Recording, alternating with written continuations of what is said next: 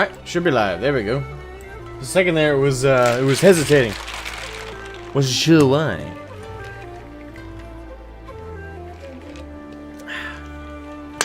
How's everybody doing today? I hope you're all doing well. Yeah. Forgive any early stream lower energy. I woke up only a little while ago. I slept in. Was up late last night. So. Hey Nathan, how you doing, man? How you doing? How you doing? Enjoying this fine Sunday? I hope so.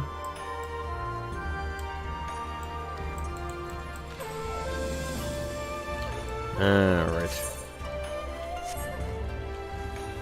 Hey, Disillusion Dork, how you doing? Now, gonna get into the position here.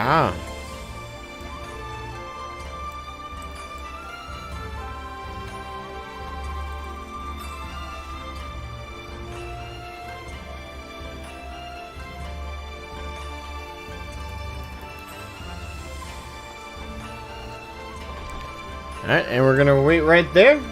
Alright, it's a slow day today, it seems. Most people still seem asleep. Ah, yes. Sundays are either really busy days or really lax days for most. Doing fine, sir? Good to hear it. Good to hear you doing fucking K. Hope that continues.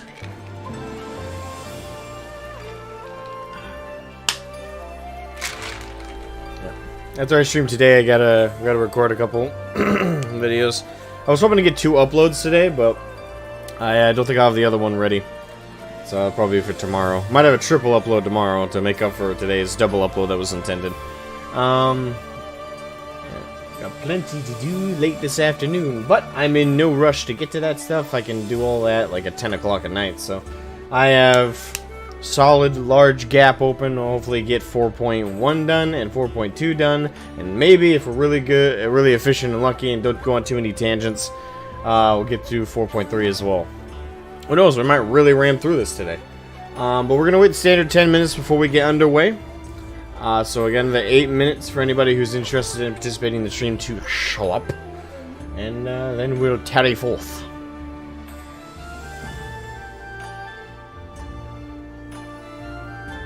Very relaxing music. It's very welcoming and warming. Welcomes me right into the scene. I feel so alive. Hopefully the stream won't be whatever the hell that. Yeah, don't even bring it up. Don't even bring it up.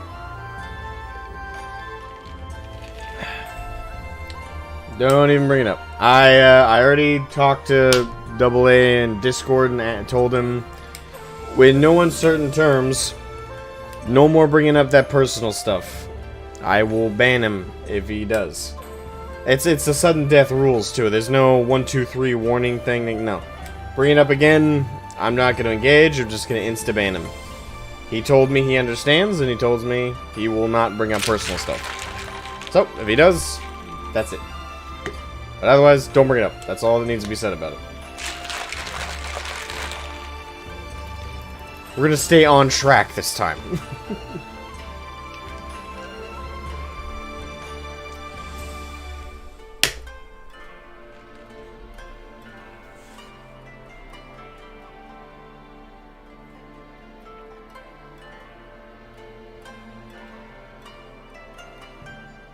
I'll leave it to DMs for context.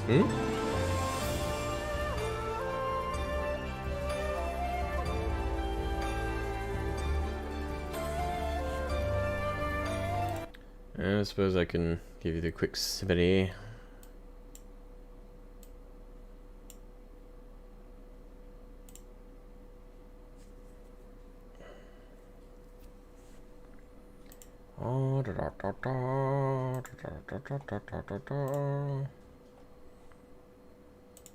Real quick, let me type this out.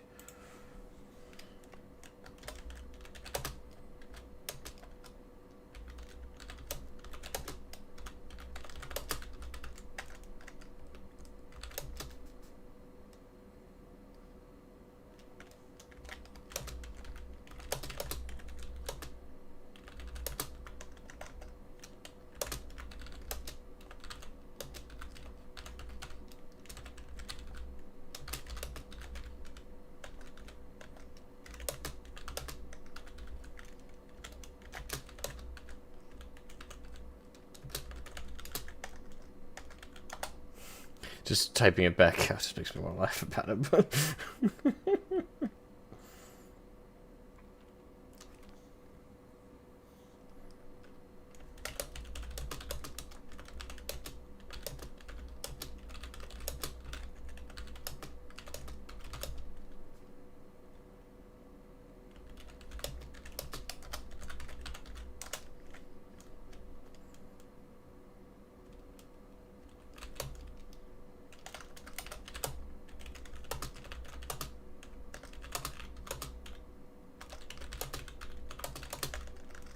I'll just type this up real quick, guys. Don't worry.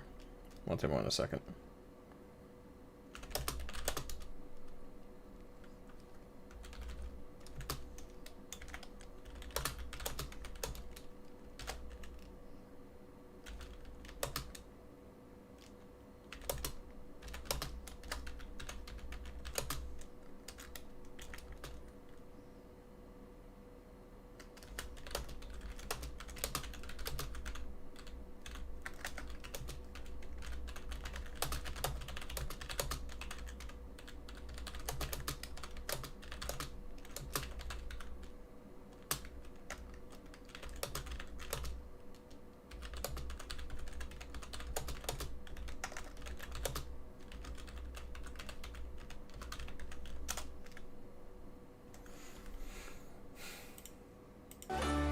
There you go. What do you mean now, you dork? Well, why not now? This is the only time I'm gonna have an opportunity to, and I think to do it now. Choo-choo then, indeed. Alright, we got 3 more minutes on the clock, waiting for anybody else who wants to join up in the stream, and then we're gonna get underway with finishing up 4.1, and hopefully getting all the way through 4.2. Today we'll be chugging along. We're not gonna go on too many tangents, like I said. Definitely no personal ones.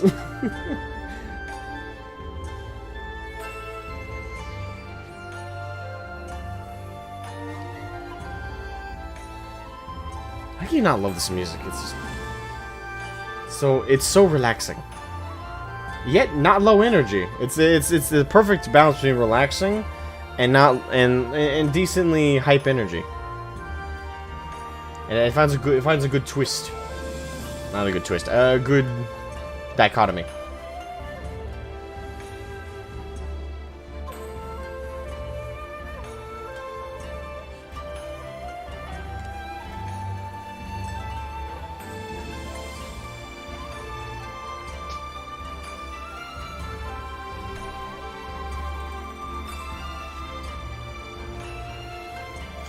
So how's everybody doing today, anyway?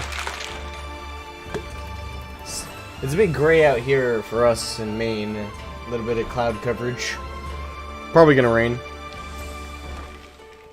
At least they don't look like storm clouds.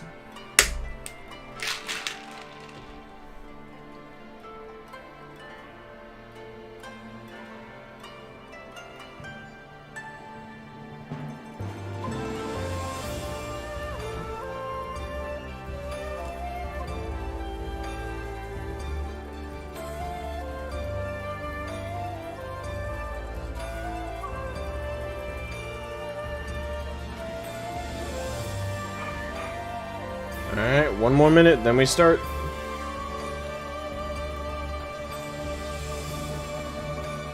Yeah, I uploaded a video just before the stream, last minute. But, the video was talking about about trying out New World or not, and I said in that one in no uncertain terms, not trying that out yet. I already got two MMOs I'm going through right now on my plate, don't need a third. That would be crazy and insane. Mission begins now in 15 seconds. And once we start, I'm gonna go on minimal tangents. Again, feel free to bring up any topic you want, I just may not be able to engage. Trying to get efficiency. Alright, there we go. Greetings, honoured sir. Will you be entering the Ruby Bazaar offices? Indeed I will. Allow me in. Give me entry. Open up. Ah, Hancock, how are you doing, sir? Shroud, to what do I owe the pleasure? Or are you here on business? I can't remember what voice I did, so I'm just doing a new one. I beg your pardon? Her Grace the Sultana would have my opinion on how best to invest the wealth of Uldar? My dear Shroud, I have you to thank for this recognition, I am sure. And I am flattered that you came to me, truly flattered. But why settle for a lowly apprentice? Why, when you could have the master? Upon matters of profit, there is no living soul better qualified to advise Her Grace than Chairman Lolorito, a man whose morning exertions are said to fill his garderobe with gold. I should be happy to arrange a meeting for you, say, at the Scion's former headquarters in Thanalan. The Waking Sands would seem a suitable neutral venue for negotiations, don't you think? Fare you well, Shroud, and may— oh, I guess I don't have a say in this. May your dealings prove fruitful. Wouldn't this go against what we were— where— really? It's just that— just— oh, be gone with you. You would not to ask me, or ask to my master. Really? Like, can we try and push him on the issue? I feel like we could push him on the issue. It's like, no, we don't want to go to your boss. God damn it. Oh, good news is I think I still have, no, not that. I think I still have...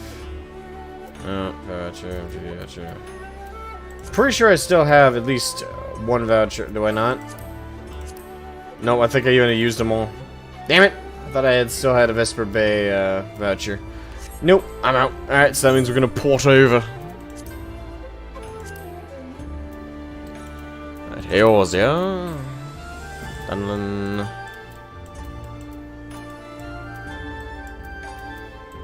Horizon. Boom. And then from there we tally forth. Pray return to the Waking Sands. Yes.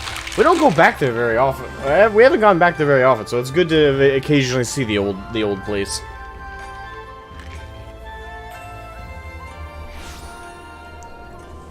There we are. Tally forth, my steed. Ride me into the... well... I will ride you into the sunset. That got mixed up in my head in the worst way.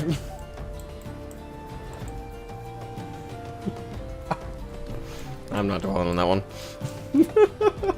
You can tell it's early. It's early for me. Not early in the day. The day is it's now afternoon, but I went to bed at like 5 AM last night. Not for any good reason. I was trying to print off some stuff on my 3D printers, and I lost track of time. Or more that I miscalculated how long it would take. I thought they'd be done by 1 AM, so I was like, okay, that ain't too long. They were done at 3 AM, so...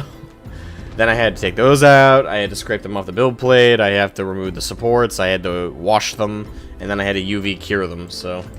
that, then I also had to do the dishes. I do early morning dish work, so... I was all over the place!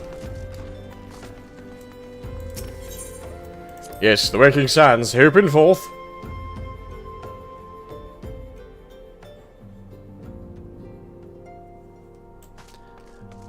Alright. Speak with Nanamo and Ulda. Oh, okay. Nope, I'm an idiot. I thought we were just going straight there. At least we're consulting her about it. It's like, hey, maybe we should talk to Lolorito. Because Hancock is not talking. He know what to talk.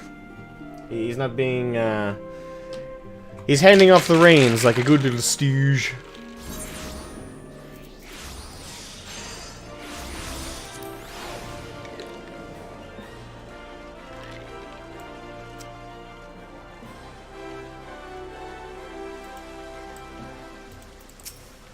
Nanamo, my dear.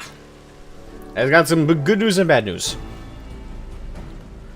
Welcome back, Shroud. Did your merchant friend have any useful advice to share? Yes and no. With Lolorito? And you agreed to this? I am well aware of his standing in the field of business, but I had hoped to keep the monitorists at arm's length, and him in particular. Nay, I cannot live in fear of the man. I must learn how to treat with him if I am to rule Uldar effectively. Very well. I will meet with Lolorito. Let us go on ahead to the Waking Sands and prepare for his coming. After you, my dear. Hey, she's got me as a bodyguard. She couldn't ask for better security. Don't look at our track record or anything. Oh, good. It ported us back to Waking Sands anyway. Okay. So this is where the Scions first congregated. I've heard many tales, but never had occasion to visit. To work, then. The hour of the meeting draws near, and I would gather my thoughts. Pray see it that we have the appointed room to ourselves. Just peruse around, make sure there's no wiretaps or none that shit.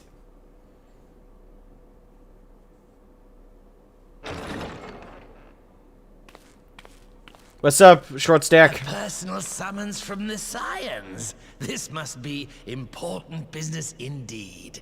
Though, if it concerns anything so underhand as an assassination, I fear I can be of little help. Was that a joke? kind of poor taste joke, don't you think, you little shit? Also, his voice actor definitely changed from last time I heard him. I thought we heard him this expansion. Could have sworn. Actually, I like how our character did that. That's actually how I would have done it. Was like, sit.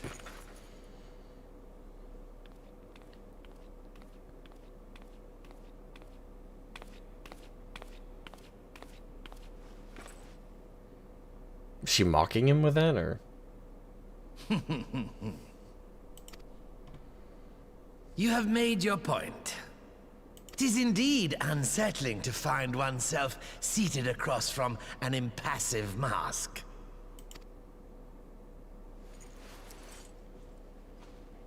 We gonna see the little... Oh, okay, I was expecting... There. Would this better please your grace? Or should I address you as Lady Lilira? Is this the first time we've seen his face?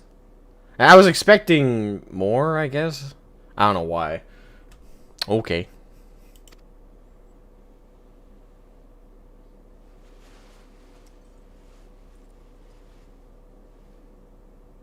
Nay, the deception has served its purpose. I am glad to see you found amusement in my little jest, Lord Lolorito, but shall we proceed to the business at hand? Indeed we shall, my dear. By all means. I must say I am most eager to hear your proposal.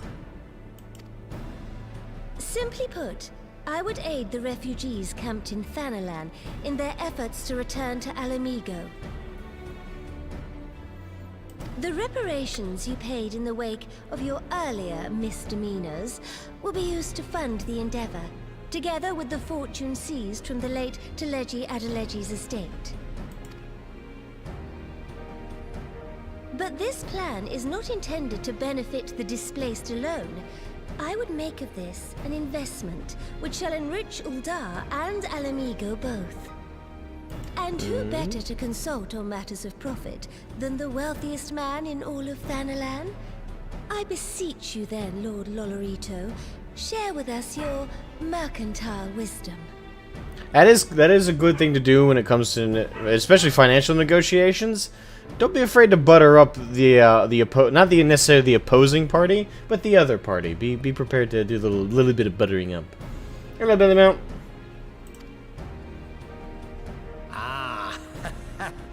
Twould seem your grace has matured beyond acts of earnest yet misplaced charity. Pray tell me more.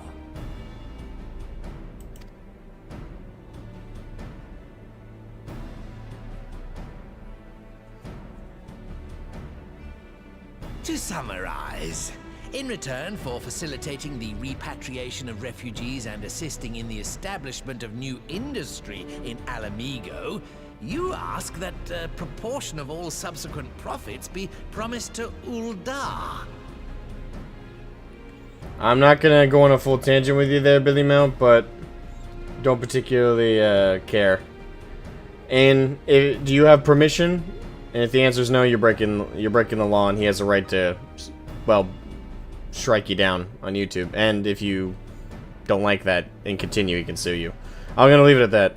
If you have permission, then by all means, go ahead.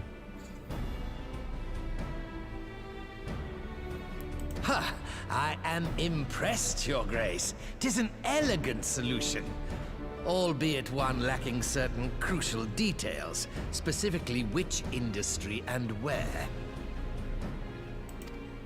And that is How true. swiftly you identified the weakness in my plan, just as I knew you would. Is it bad I actually enjoy these kind of back and forth kind of negotiations?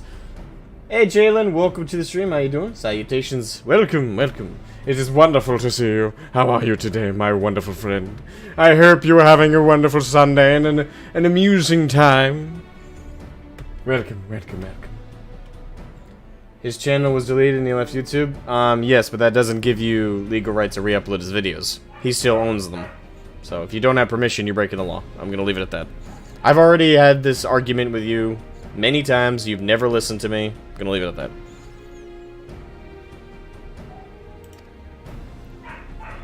Your travels have taken you across the length and breadth of Gir Abania, and you know the land far better than I. Which of the settlements you visited would best provide a home for our refugees? Which has the greatest potential to flourish, given the appropriate investment? Do we actually get to choose here? Yes, we do. Ah, fuck! Damn it, now I actually gotta remember back. Fuck. Alagiri, Alagana, the Saltery. Crap, I gotta remember what they have for financial aids. All of them are war-stricken, obviously, but which one has the... Which one, if rejuvenated, would provide the most financial boon? Salt? Yeah, that's the first instinct, right? Like, salt, the Saltery, salt supply, that would make sense. But, I don't know, like... I'm trying to think of what the financial assets of Alagiri and Alagana have. I love Nanamo's accent, low-key. It's pleasing to the ears. It is indeed. It's very relaxing and affluent, and shows her status in merely an accent, as well as a relaxing time. Yes, I agree. Salt, Morning Anger Cupcake, welcome to stream. How you doing? I hope you are well, my friend. I hope you're enjoying this wonderful Sunday. I hope life is patting you on the back and carrying you forth into the future on a very relaxing pillow. Salt is Hey, Droll, how you doing? Salt is precious resource in all times? Yes, it is. I agree. But it's still, the question is, I have no comparison, though, for what Alagana and Alagiri have for financial resources. So I don't know if they would have something that, in this world, would be even more valuable.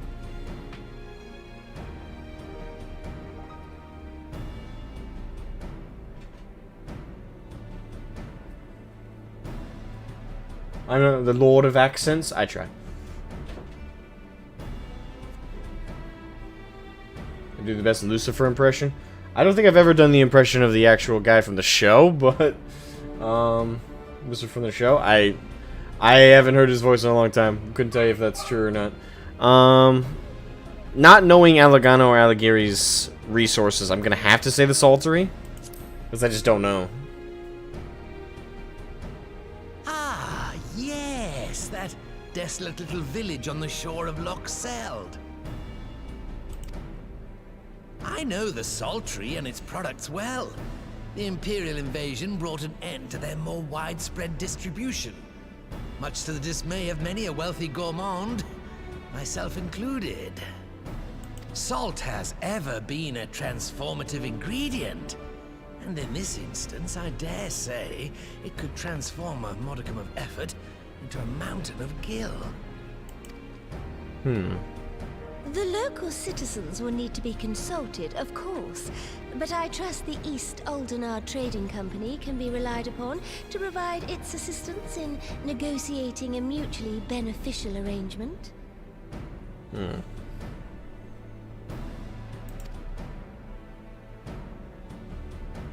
Naturally, Your Grace. I shall dispatch representatives well-versed in the extraction of this white gold and wring every last ounce of profit from its production. The Loch's bounty will contribute to Alamigo's enrichment, whilst easing the burden on the bull's aching shoulders. Just as your grace desired. Still don't like him, but he's a businessman through and through. A deal is struck then. Since you choose it, actually wouldn't matter. Okay. I hear you are very excited for Endwalker launch. You do? I'm excited for Endwalker. For the launch, not so much. He just brushes off the other options. Okay, fair enough. Yeah, Telltale style, Wait, hold on. Let me check something. YouTube's doing a weird... No, okay. Wait, hold on. I'm used to at least one like on the stream by now. I'm not telling you guys you have to, but I thought the analytic thing was lying to me. It's been glitchy lately. That's why, like, not because, like, oh, I haven't given any likes, I'm owed those. No, but usually I have one by now, so I thought that was strange. There goes one. Okay, somebody liked it. Much appreciated, thank you. If you end up with the Psaltery as the last option, there's another dialogue option where you say, clearly you want me to say the Psaltery. And you go back to the selection dialogue, okay. I just watched your previous vid, that's why I say that. Okay, yeah. Yeah, I'm not super, like, yeah, launch experience. I've already been warned several times about just how bad the queues are gonna be.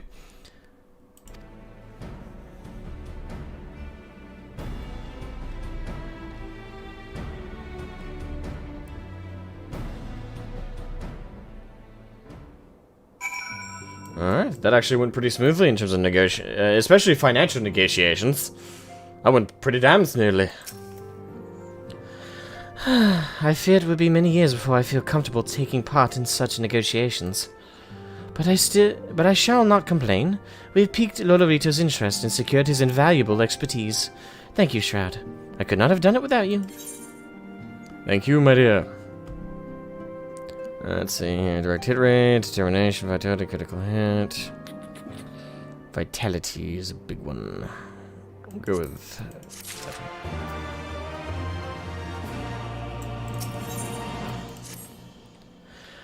Our course is decided. I shall return to the palace.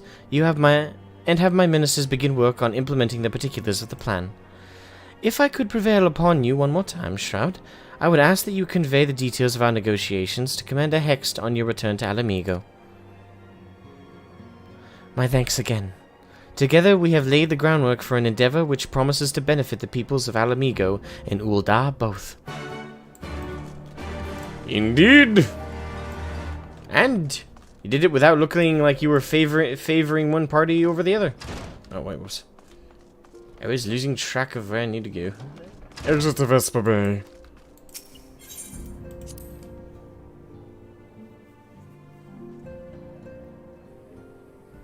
Ripper comes out. Why is my DPS queue time 24 hours?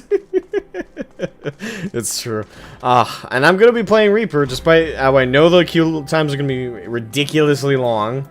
I'm gonna be playing Reaper despite the fact that I know that it's probably going to be a rough start, because I imagine the team have balanced the class very well, but in my experience with MMOs, typically when a new class is introduced, it's either the most overpowered thing in the fucking game, or it's the most underpowered thing in the fucking game. Because it's one thing to do, like, backdoor testing, Q and quality assurance tests on the backdrop of stuff, but once you actually let loose something out into the wild, a lot of players might play the class in ways you didn't expect. They might exploit something you didn't test.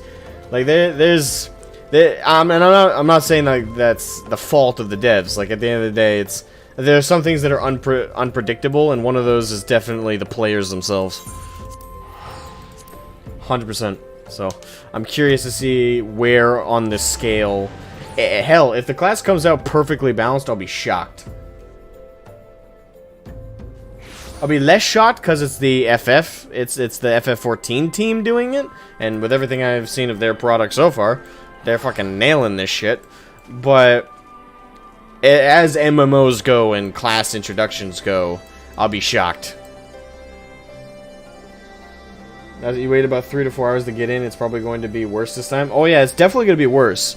It's definitely going to be worse. With Asmongold coming to the game, Zepla HQ coming to the game, and so many other content creators, including myself, transitioning from, not even just content creators, but with them, a lot of people looking for an alternative to the King MMO for the longest time being World of Warcraft. So many people have come over to FF that I definitely think that when Endwalker launches, the queue times are going to be probably 10 hours. On the most populated servers, it's going to be around 10 hours. That's my prediction. I hope I'm wrong. I'm hoping it's shorter than that, but there's already always a queue time to get in on my server as it is. At least 36. I mean, usually the lowest I've seen the queue is 14 people. The highest I've seen it in certain times on the weekend has been 112 before. So there's going to be an interesting rotation of queue times, especially when Endwalker comes out.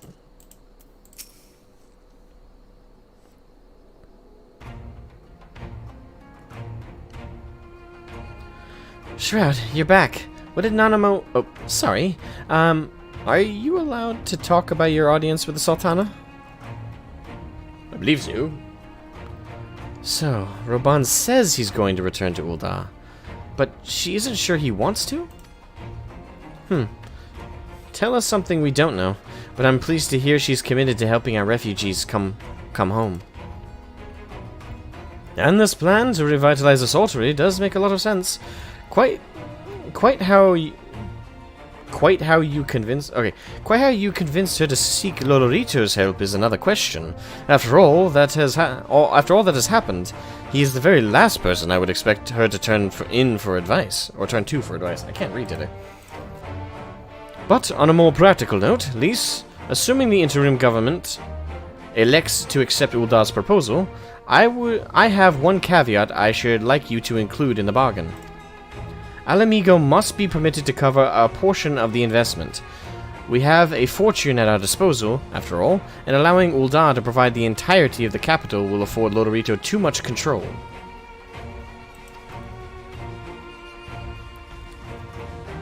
Honestly, I don't know. It's like Kugane never happened. What exactly does a ruthless profiteer have to do to earn your trust? But yes, you do make a good point. First things first, though. We need to discuss the proposal with the Saltery's residents. Whisker, how do you fancy explaining the Sultana's plan to your grandfather? I'd like to hear what Watt thinks of the idea before agreeing to anything. Right away, Commander. Would you mind coming along, Shroud? I might need you to fill in the details. Then I shall come as well. Should Watt wish to discuss figures, my knowledge of the nation's finances may prove useful.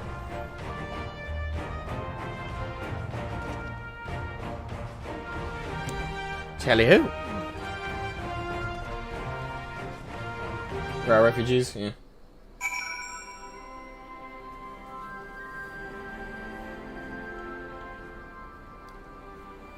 Keep in mind that salt's value back in the day was on par with gold in the Mali Empire in West Africa. Hell, the world's salary is derived from the Roman word for salt. I didn't know that. Certain things about history I don't know. Usually, economy. I know ice was... One weird thing I do know about, not ancient times, but like colonial times, is that ice was actually a rather profitable industry. Colonial times, given. And it's probably always been in ancient times, but colonial times in particular, there was actually quite a bit of profit to be made on ice. At least here in the American colonies. And even when we split off and became our own nation, in the 1910s, 1920s around, one industry that started up fairly large was actually ice. In New York, believe it or not, they had bays that they would cut out entire swaths of ice out and sell it. Who doesn't love a cool drink? Exactly. So It was a weird prophet that was both in colonial times and in early 1900s.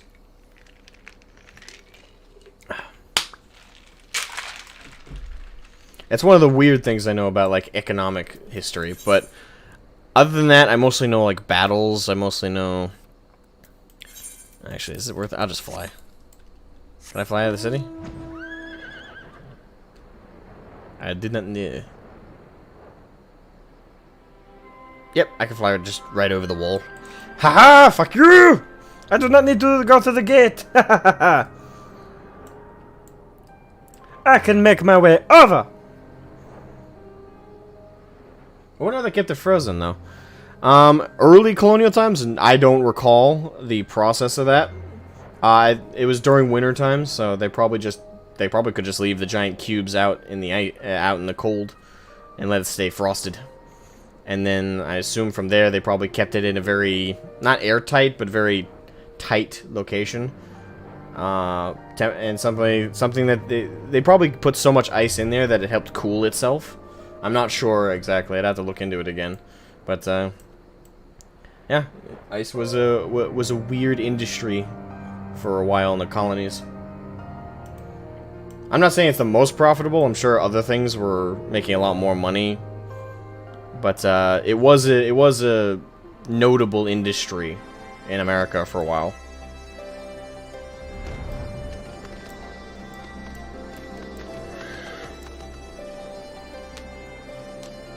Sage comes out, I'll just play healer and party up with you like always for easy queue times. Oh wait, why is healer queue time also 24 hours? Yeah, the only time it's going to be shorter is tanks. Anybody who's playing tanks during that time is going to be like, insta-queue, insta-queue, insta-queue, insta-queue. Pop, pop, pop, pop, pop, pop. It's like, damn, I'm barely waiting any seconds here. Oh, God. Alright, so now from here, I don't know why I flew all the way past the objective. Oh no, I autopiloted there for a second. To the Saltery proper.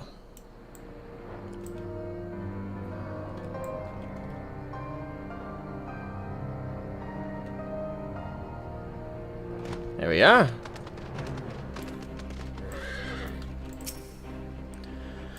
What manner of mischief brings you young'uns to Old Wat this time, eh? They want to rebuild the Saltery, Grandad. Shroud, tell them what about the deal. Well, bugger me. We've never had the coin or the hands to put the place back to how it was, but it sounds like that's about to change. There's just one small wrinkle in your plan. It doesn't account for all the nasties queuing up to eat anyone who goes near the shore. The king used to send soldiers to cull the buggers, but the Imperials weren't about to help the likes of us. Don't worry, Grandad. We'll take care of it, all that. Commander Hex has been talking about starting up regular patrols, and I'm sure she'd assign me to the lock if I asked. I'd appreciate that, Whisker, my lad. Truly I would. So does this mean you've gotten better with that blade of yours? I've been training, aye. But mostly to kill Imperials. Which actually in some ways is harder, isn't it? Because even if we're talking like Imperial soldiers, they still got Magitech backing them up. So if you've been training for that, shouldn't the creatures of the Loch be fairly easy game? You've some experience hunting monsters, don't you, Shroud? Think you could cast an eye over a few of the local beasties and teach me how to deal with them? Sure. I get to kill monsters. Let's not waste any time then. I'll see you by the loch. Whilst you are busy attending to the local fauna, I shall have Master Walt explain to me exactly what is required to restore the Saltery to its former glory. Good hunting. Thank you, Alphinu, my boy. Thank you, Alphinu, my boy. Well, I don't know about that. You seen Paladin's big combo in the Job action trailer? Yes, but I'm not a Paladin, so it didn't like draw. Like I'm not like, oh my god, I absolutely need to do that. I was kind of disappointed with the Dark Knight stuff, because the Dark Knight stuff didn't look too different than how it looks now. So, which is fine. It looks cool now. It's just no awesome, like, giant swords popping up from the ground and falling from the heavens for us.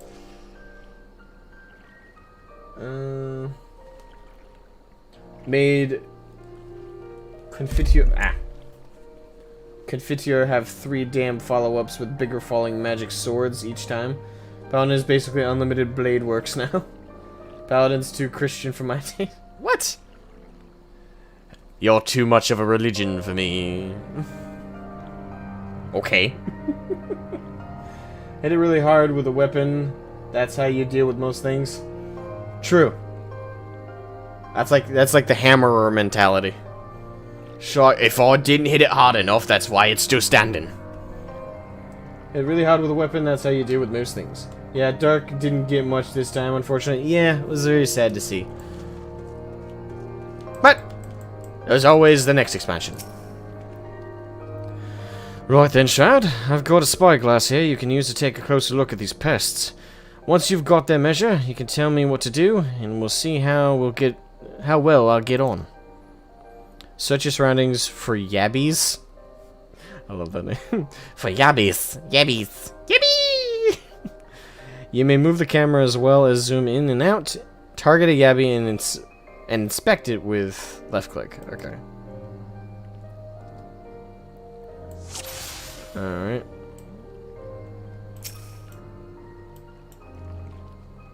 Does that not count? Run my baby, observe. Okay. I'm clicking on the damn thing. Okay, does that not count?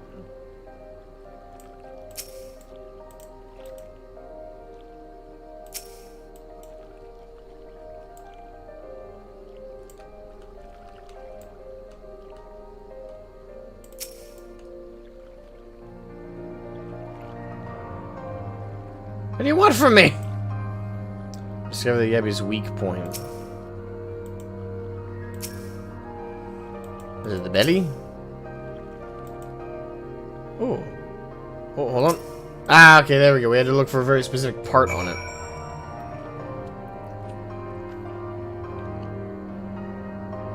Alright, you gotta bop it in the jaw.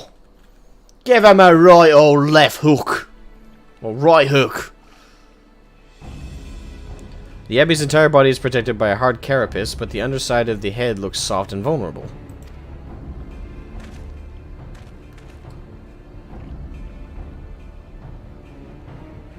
You don't have to aim salted. Well, the thing is, aim salted, I'm kind of not super happy that they're removing the ability to drop it where you want, because it was kind of a useful ability where you could kind of AoE something away from you.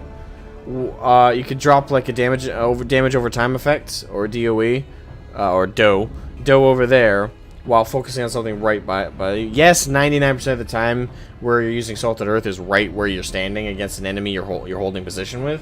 But there are occasions where it's useful to be able to eject it elsewhere. So I'm not super happy that they're limiting that option now to where you have to drop it right where you are. So I don't really see that as a thumbs up or a thumbs down. It's just, I don't see it as an improvement. Personally, that's personally.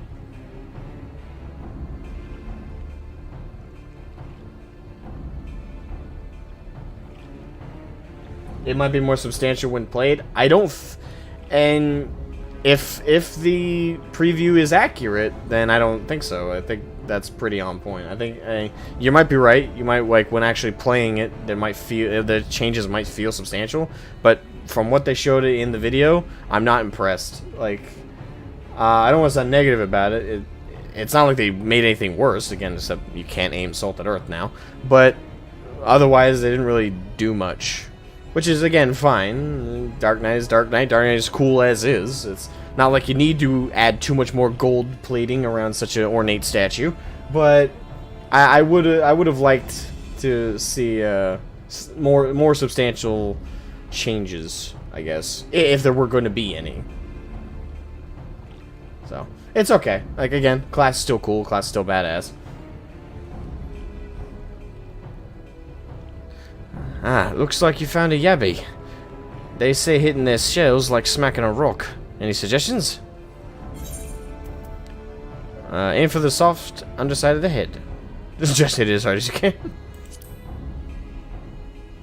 Yes, just run over, bang, just smash at it. You'll kill it eventually. Vulnerable under the head. Are they? Right then. Wish me luck.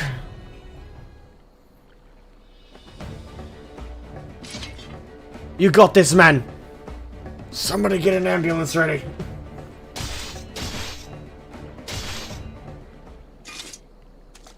You nailed it. I killed it, Shroud. Good job. Kill another 500 of them and then you'll be somewhere close to my high score. Alright.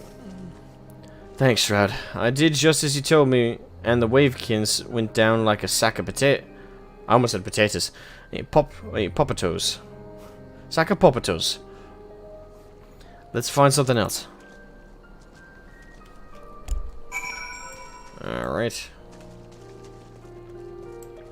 Wait, where'd it go?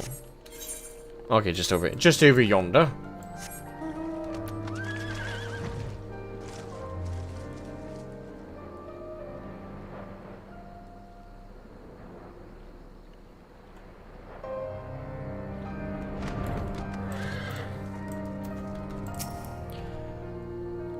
I think I can handle the yabbies now, so we should try something different. What else is out there? Such as running for phobads. You may move the cameras. Okay, so just standard. I wonder if I can find it. Is it a little bit over there? A little bit. No. Oh, what could that be? It? I don't know. All right. So it's the eye. The eyeball. I'm blind. Who'da thunk? Poke it in the eye. That'll take her down. The Phobad's hands are large and powerful, but destroying its crystallized core should render the salt golem inanimate. You sense powers pulsating from behind its brow. Okay, it's not necessarily the eye, but what's behind the eye. Looks like a demonic sandcastle. It's pretty much what it is. Ugh, a Phobad. How do I defeat one of those? Show the core within its brow. Just hit it really, really hard. As hard as you can. I kind of want to answer that just to fuck with him, but inside its head, is it? I'll try and stab it right between the eyes then.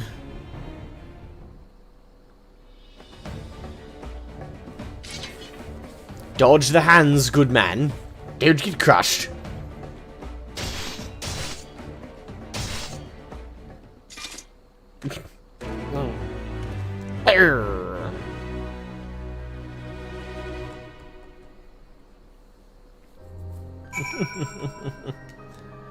Alright, there we are. There you are with Scar. It's not easy fighting with the liberator of Alamigo watching your every move. But I got the job done. Thanks for the advice, Shroud. I feel a lot better prepared for my patrols now.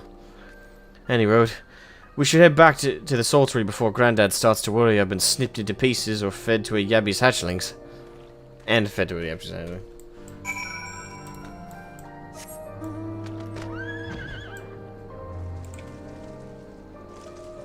Anakin's worst nightmare has come true. It's a salt monster. It's coarse and rough and irritating and it gets everywhere. Lord Vader, why do you retreat? I will not fight that. Why? It's coarse, rough, and irritating. Of course, Lord Vader. Blast it from orbit. The sand? Yes, all of it. Glass the planet. Literally.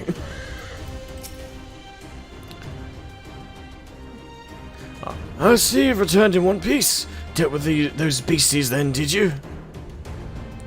I fought them myself. After a bit of instruction from Shroud here, I like. Once I've shared what I've learned with the others, we should have no trouble keeping the store line clear. Good lad. A fine young man you've become, Whisker. A fine young man indeed. Too often of late, I hear tales of folk over in the city drunk on victory and hungry for revenge, their heads stuck firmly in the past. But we need to set our sights on the future, on things which will improve our lot. Things like getting the Sultry ready to welcome our long-lost countrymen. Hell yeah.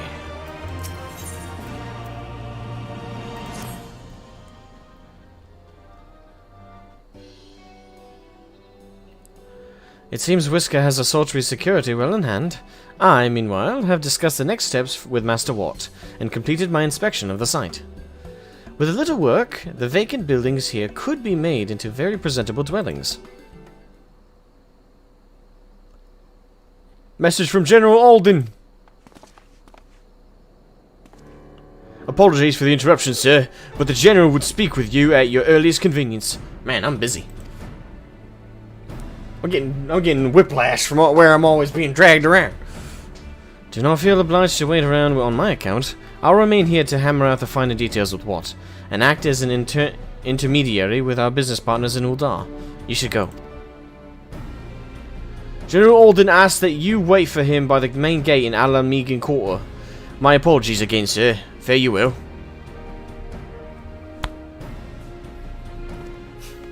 Bye-bye. Things like a demon. Okay.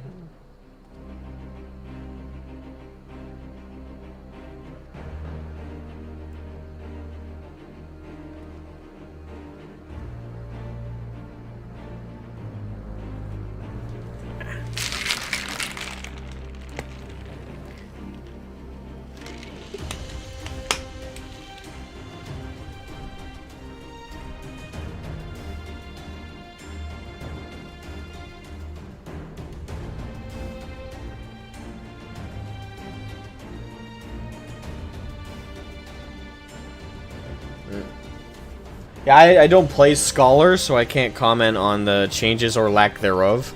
But, and more abilities definitely would improve any class, and I think... And, given your expertise, I'll assume you're correct, and it does need a dot AoE. Alright, hold on. Alright. Now to go see General Alden. Ruban! We will meet up shortly. Sounds like your inner Mandeville is eager to show itself today. Nah, I'm keeping me energy up. And sometimes it's fun to just do this voice, like a Mandeville man. Stormblood Scholar used to be really fun. Is it not in Shadowbringers? Do you believe in Lalafel's supremacy? No, I do not. I do not. It's not really it's not really a matter of belief, it's a matter of fact. They do dominate the economy in it's not really a belief kind of thing. They do for a fact dominate the economy and part of the soldiery when it comes to all the nations in FF. They're kind of like goblins from WoW. They look cute and cuddly, but they're actually, for the most part, very malicious, very business savvy in the right and wrong ways. So, it's not really a matter of do I believe in their supremacy, do I acknowledge it? Yes, I do acknowledge it. Arctic would upset. You don't want to upset our Guru boy now, would you? Ah, to upset Arctic is a life's true adventure. Shadowbringers kind of made it kind of boring. Oh, okay. Alright, so Alden. Alden, where are you? There he is. Or there I am to wait for him. I wonder what he wants to meet up about.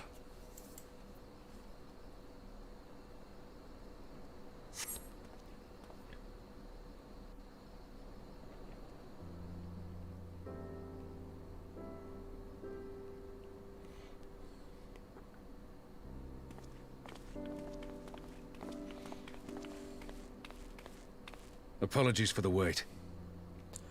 It's alright, lad. How are you? People are screaming for the butcher's blood again. No sooner have we broken up one mob than another forms. Thankfully, all have been amenable to reason, thus far. How to work yourself, I say. But it is no concern of yours. I mean, it's kind of dismissive, don't you think? It's a little bit mine. I mean, I kicked her ass. We must speak of the men Arenvald and his comrades apprehended in the peaks. By their uniforms, the captives were first judged to be Imperial troops. But after further investigation, their true identities came to light. I dare say you remember Yuyuhasi and Laurentius, the fugitives who conspired with Captain Ilberd in the Crystal Brave's betrayal. Oh yes, can we finally kill them, by the way? I almost forgot about them. Thank you for reminding me. Vengeance, right. I want vengeance on those assholes. Aye, well, it would seem they followed him all the way to the wall.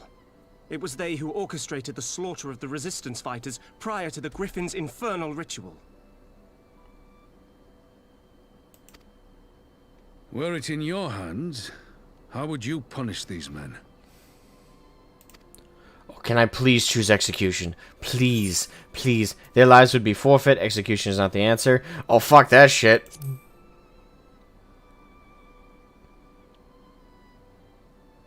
Fuck them. Hear, hear. There is no more fitting sentence for the perpetrators of such a massacre, and that is but one of their crimes. Exactly. Now put him to the sword. In any event, I thank you for your Oh, honesty. better yet, get a thaumaturge When the to time just comes drop for one of the those Alliance bombs to pass on them. judgment, I'll see that your opinion is Incinerate heard. them. Thank you. Well, that concludes our business here. But there is more I would That say. was also an in-character Walk with choice. me. As much as it was a personal one. They're dead where they stand if it were really up to me. Yeah, I fuck them. With all the evil shit that they've done, the only downside of it to me is the fact that I don't get to watch their execution. Fucking bastards. I bear a share of the blame for Ilberd's atrocities. Had I openly supported the cause of Alamegan liberation, he might not have felt driven to do what he did. But in a way, you did openly support it. You just weren't active in it, but you had other priorities. And I don't agree with that idea that you... No one... This is my philosophy. You never hold responsibility for others' actions, no matter how close your relation to them is. If my sister burnt down a forest, I owe no one an apology. I didn't commit the act. Like, I don't agree that follows. If my best friend in the whole world shot somebody, he's a bastard for doing that, especially if it was in cold blood and premeditated. And that's not on me, though. I'm not apologizing for that, because it has nothing to do with me. I hate this guilt by association crap. I strictly do not believe in it. It's a delusion. Anyone who believes in it is just looking to hate somebody else arbitrarily. It's like, oh, I can't just hate the person who did it. I need to hate more people because, yes, that makes sense. Things could have been different, and I'm sorry they aren't.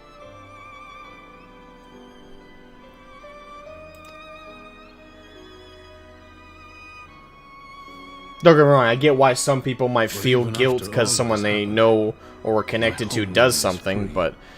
With the Scions and the Alliance at their side, my countrymen have reclaimed what many thought lost forever. But it's purely an emotional response. It's not logical at all. Like, I can get why, like, if my friend committed an atrocity, I would instinctually want to apologize on their behalf. But if you think about it past just your emotional response, it doesn't make sense to apologize for something you had nothing to do with. It's not your place to apologize for it. First of all, like, your apology would be hollow because you didn't commit the act. So you can't also perpetrate the forgiveness for it. This is one of those things. I am not my brother's keeper. Cain, probably. And it's true though. Like the one scenario I can see someone owing an apology on someone's behalf is if you directly had a control over them, like almost puppetry. Like if you brainwash them or something like that. If you could provably have that much of a direct influence over their actions, then it's your responsibility. Especially if you were, like, maybe a caregiver of theirs and then you put something in their head. And again, all this has to be provable. Without a shadow of a doubt. Short of that, it's not your responsibility. With what other people do.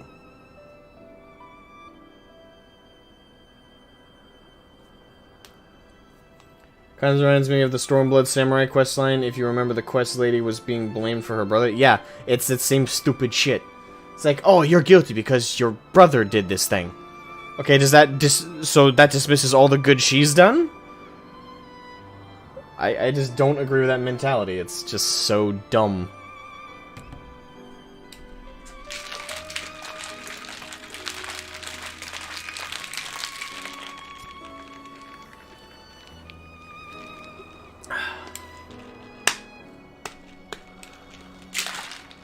I agree with you, but I believe the logic is the pebble knocking a boulder over the cliff, so to speak. Yes, but you can then you have to ask yourself, what pebble? You think only one pebble just magically drops out of nowhere? No, there's 1,000,001 factors that can cause the metaphoric boulder to go over the edge. There's no way to predict which one or even place blame on which one is responsible. That even with that analogy, it doesn't work.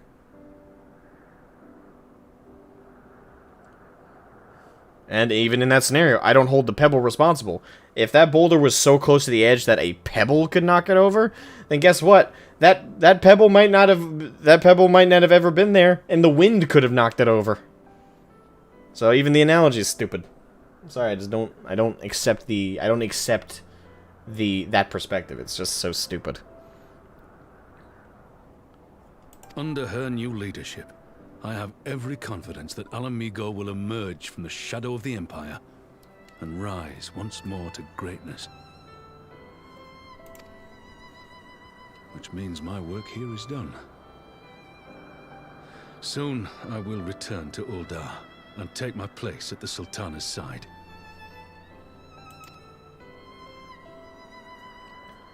Father... I'll not deny there's a part of me that wants to stay. The same part that contemplated renouncing my rank and joining you as a wandering sellsword.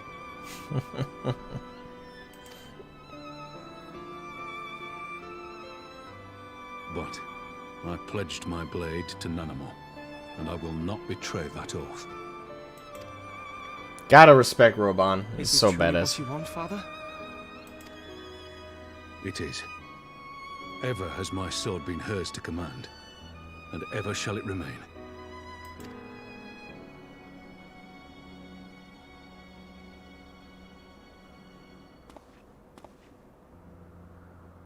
Thank you for lending an ear. When all the rest are clamoring for me to stay, I trust you'll send me on my way. Aye. I'll make sure to whip your ass all the way back to Nanamo where you belong. He's a great guy.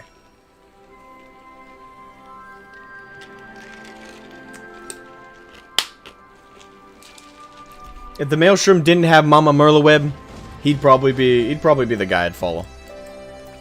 Right through the pits of hell.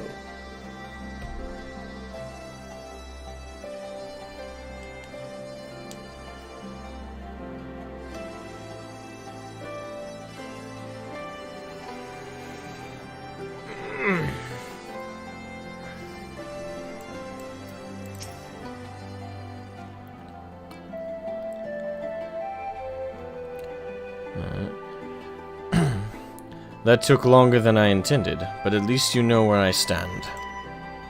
Now that's settled, Arenvold, what news? We may have a problem, sir. A group of Ananta has arrived at the main gates, and I don't mean the Vera, these are Kaliana, the ones that summon the Primal.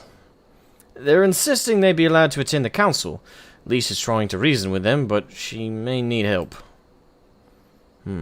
An invitation was extended to all of the native beast tribes, but we assumed the Kaliana would refuse it out of hand. We had best go and see her for ourselves. Pippin, take command of our forces and be ready for battle. Shroud, you've dealt with these Kellyanna before. I'd have you at my side. Let's do it. Hopefully it doesn't turn into a fight. Let's go negotiate. Peaceful negotiation, as it were.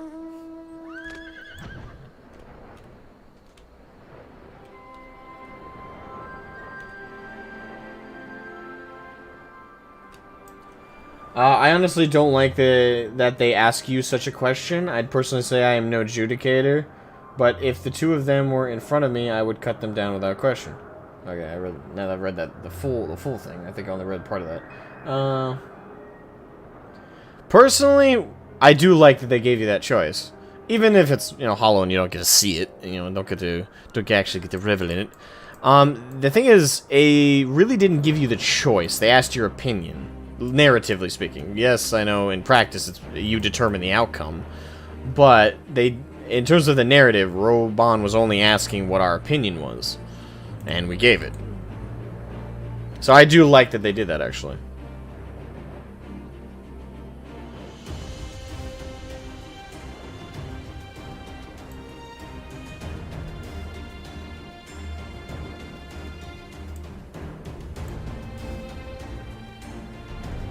I wish they had given us the same option for certain other characters, but not happening, I guess.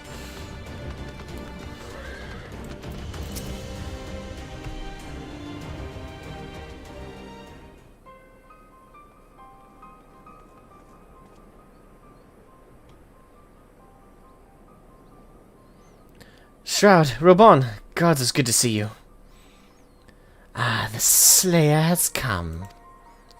We have not forgotten how you sinned against the Lady Bliss, but we did not come here to shed blood. You claim to seek harmony with all who call Girabanya home. If this is truly your wish, you will welcome us as envoys of the Ananta. It is our wish, and you are welcome, but we cannot condone the summoning of primals. If you want to enter the palace, I must ask that you first surrender any crystal jewelry. You have my word that it will be returned to you when the meeting is over. We will not do as you ask, but you will not have our weapons. We are not so foolish as to place ourselves entirely at the mercy of our tormentors. I reckon that's the closest we're going to get to a compromise, and we will have people standing guard. Aye, let them keep their swords. Then we have an agreement. Lead the way to your meeting chamber. Hopefully she doesn't summon a primal.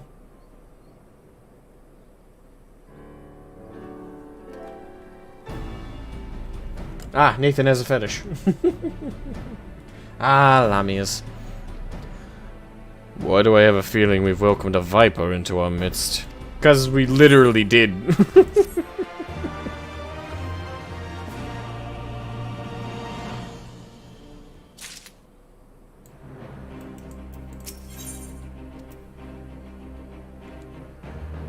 Dress up Roban? What? A detachable arm optional. What?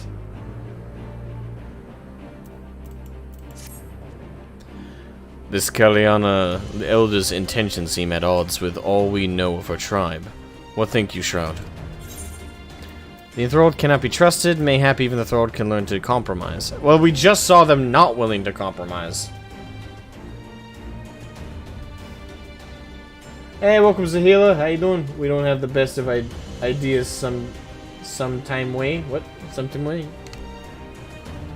Started with XCOM 2 Snicky Beans. Oh boy, I don't know. The enthralled cannot be trusted. I'm not going to dismiss them as just, oh, the enthralled cannot be trusted. I'll put it at, mayhap even the enthralled can learn to compromise.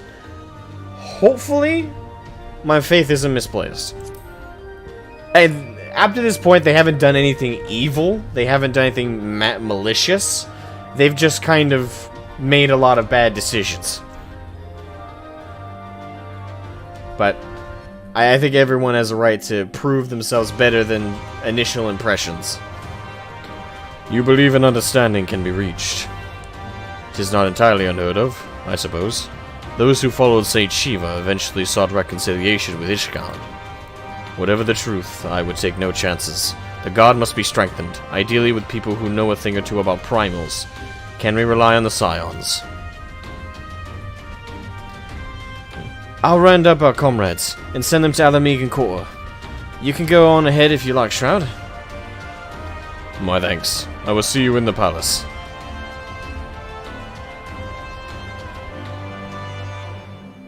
Autocorrect, why? Alright. Yeah. This may my decision to give them a chance may backfire, but they have not done anything evil yet.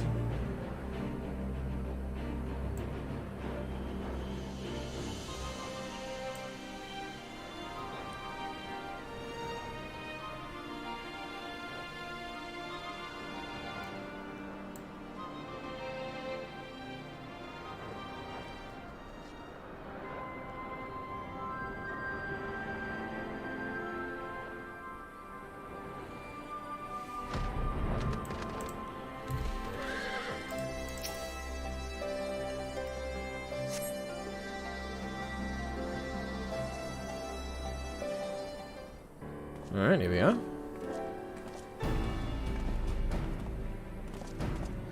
Shroud, I brought reinforcements. Arenvold told me of the arrival of our unexpected guests, and I agreed that it would be prudent to call upon Ishtola and Thancred as well. Yeah, we got the flex ready, boys! We got the full squad. One can never be too careful when dealing with the enthralled. I am not familiar with the Kaliana tribe myself, but Alize's report suggested that they shunned contact with other races. Despised it, in fact, even compared to other Ananta. Indeed, this apparent reversal in attitude is most curious. No one expected a response to our invitation, much less an envoy, and I imagine Lys was forced to make some rather hasty arrangements in order to accommodate them. Speaking of which, how should we deploy ourselves? If the meeting is to be held in the throne room, 'twould seem wise to have eyes both inside and outside the palace. Ishtola and I can stand guard without. That leaves the three of you to keep watch over proceedings in the throne room itself. Hell yeah. Understood. We should join General Alden inside then. Shroud, do you know of the rear entrance to the palace? It's on the eastern edge of the city, at the top of the stairs. The guard should have been instructed to let us pass. Alright, let's do this. Fly! Yeah, story's unfolding. We're finally getting to the council.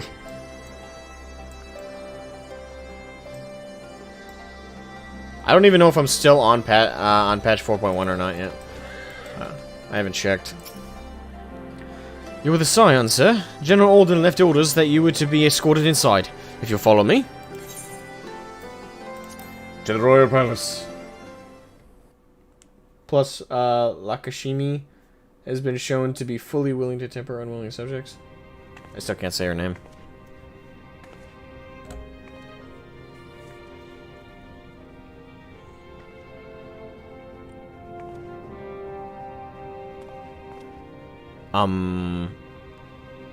One of these does not belong? Or looks unfamiliar to me? Thank you all for coming. I could be ghosting on something I really should remember, but... I am Lys Hext, and I speak for the Resistance. Among you are village elders, refugee leaders, envoys from the Ananta and the Kikern. Alright, the Kikern, yeah. Wait. I thought they looked different than that, though. You've come from every corner of Girabania to help decide the future of Alamigo. But before that, I want to ask you a question. What was the first thing you noticed when you came in?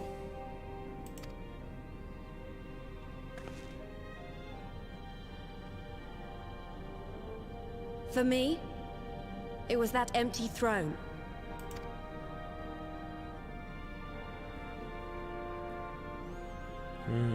It has no one to sit on it now. No viceroy, no king. Would any of you like to take their place? Or should someone else sit there? Nope. Then let's sit here in a circle, as equals, and I hope, as friends. That's a good way to. That's a good way to set that up. Very clever. Actually, the thing is, in my opinion, it'd be a good idea to keep the throne around as a reminder of the bad that came with having just a single tyrannical ruler. A symbol, if you will. Expertly done. Lys has removed monarchy as a choice early in the game and positioned them to consider a joint government. All things considered, I would say events have got off to a fine start. Definitely. They're not. It remaining smooth is the trick. And that is Alagana's stance on the matter. Thank you, Ragenfrid. Another vote in favor. Next, let's hear from Shanti of the Kaliana. Tell us, how do your people feel about the idea of a republic?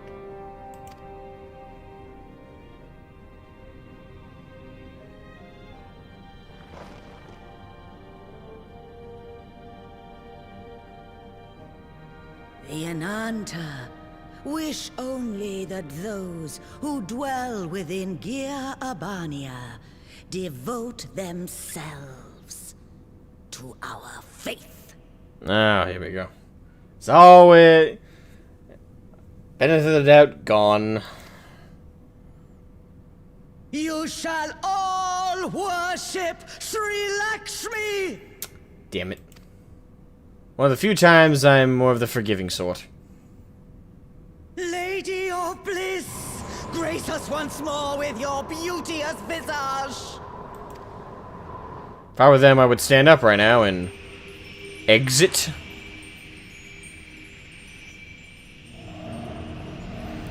Great, here we go. Not this shit again. Bitch! Yeah, but she's not a snake lady. That's what still weirds me out. This can't be happening. No crystals were allowed through the door. We can worry about the how of it later. We need to evacuate these people right now, or the Primal will make thralls of them all. It's up to us. Yep.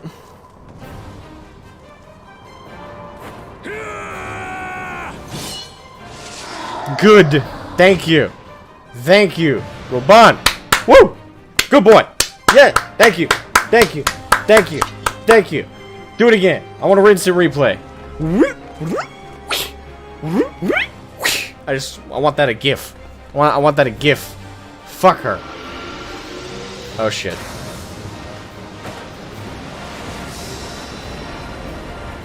That looks badass. I love that. Like, haha. Nice try.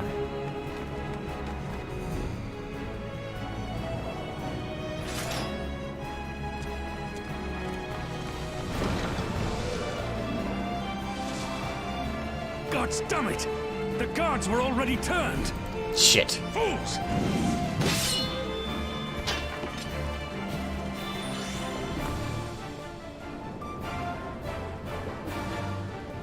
No, you don't! Woo! The Kaliana would see us all enthralled. Clearly. And she just said that. Then they're going to be sorely disappointed. We have the Warrior of Light and Arenvald to shield us. Aye, but they can't well defend your guests and attack the Primal, can they? We're stuck on the back foot. Tense situation. I was not expecting this. We went from 10 to 1,000 really quickly. Keep these people safe, General. I'll be back as soon as I can.